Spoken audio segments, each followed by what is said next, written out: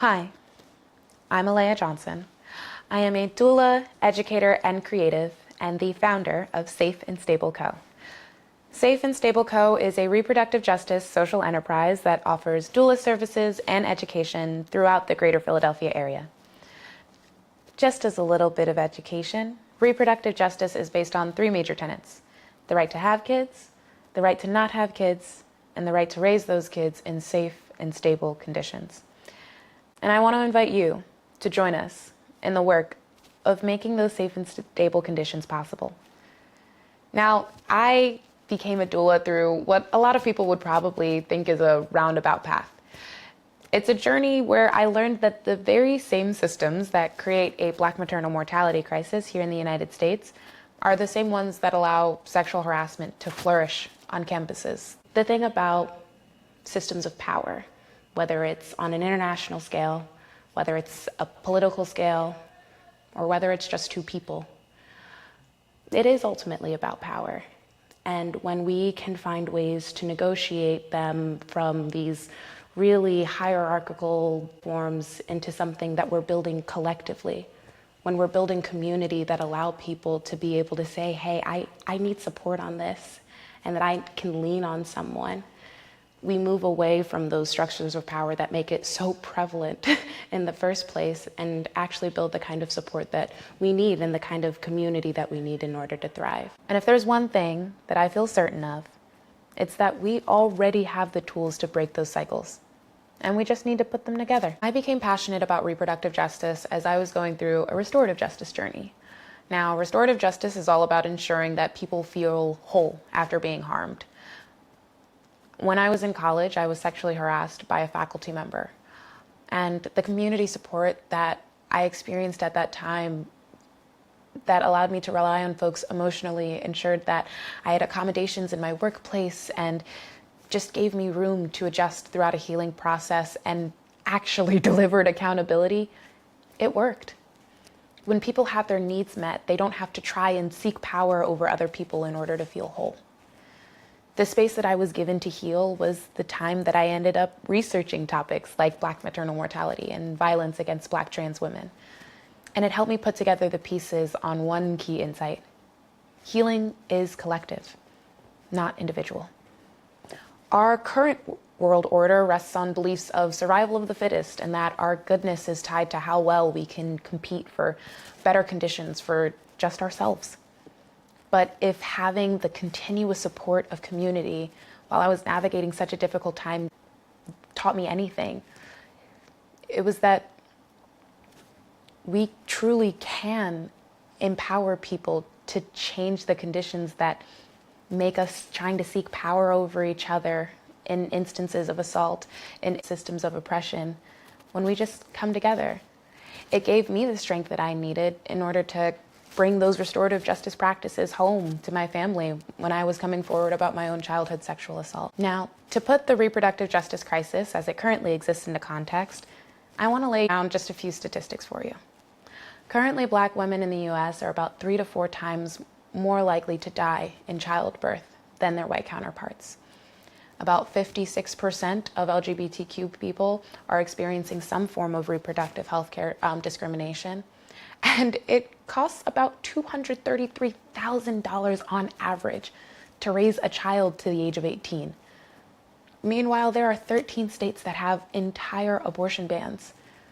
So our response is to provide direct care for those exact same issues, to provide education that teaches people about the importance of creating conditions where people can make full and autonomous choices about the lives they want to live and the families they want to create.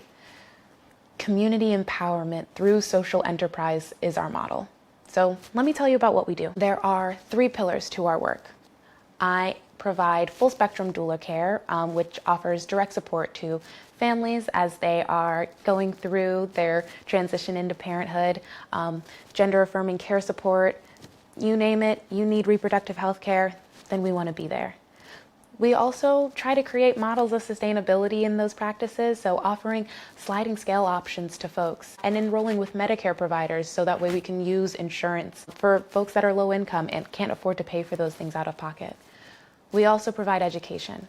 In September, we'll be launching a youth empowerment curriculum. We have also been providing community workshops, and we'll also be launching a newsletter that provides updates on policies that are going to impact people's ability to have the kinds of families that they want. And then, of course, there's our digital education through podcasts and short-form content and so many more. We currently operate as a social enterprise.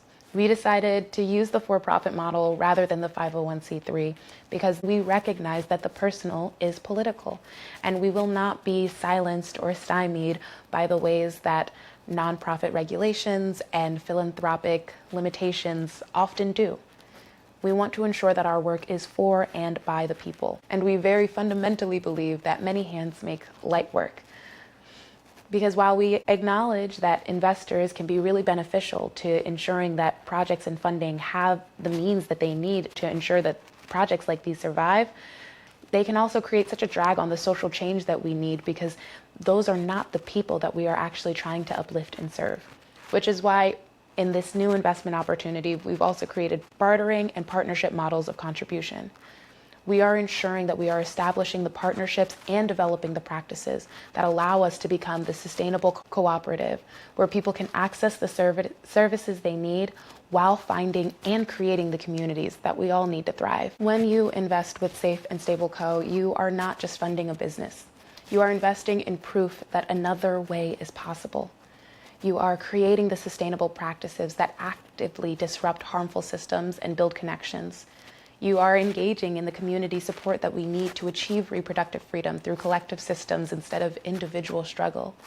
You are creating the prevention that disrupts the continuous cycle of harm and victimization that so many of our kids and marginalized people have to endure.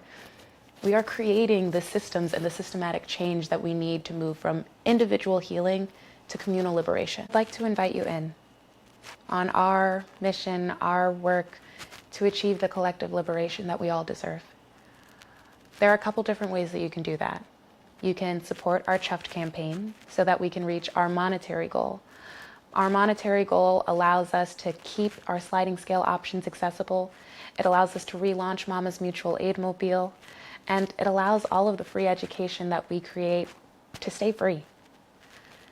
We invite you to share our story and talk about our vision. When we use the power of our stories to create the collective wisdom that we all need to create the worlds that we want, nothing can stop us.